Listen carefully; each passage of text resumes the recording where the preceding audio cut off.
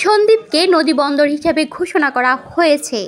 চট্টগ্রামের সন্দ্বীপ উপকূলীয় নদীবন্দরের সীমানা নির্ধারণ করে মঙ্গলবার 10 ডিসেম্বর প্রজ্ঞাপন জারি করেছে নৌ পরিবহন মন্ত্রণালয়।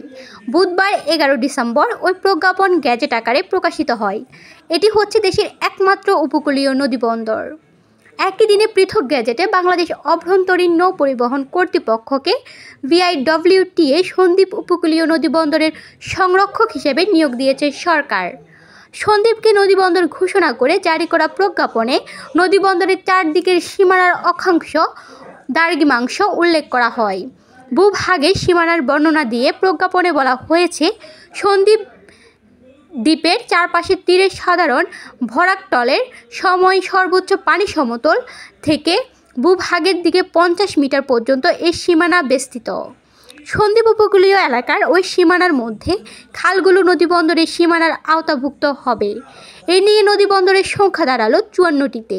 এর মধ্যে 4টি বড় নদীবন্দর হচ্ছে ঢাকা সদরঘাট, নারায়ণগঞ্জ, চাঁদপুর ও বরিশাল। এছাড়া দেশের কন্টেইনার টার্মিনাল নদীবন্দর হচ্ছে ঢাকার পানগাঁও।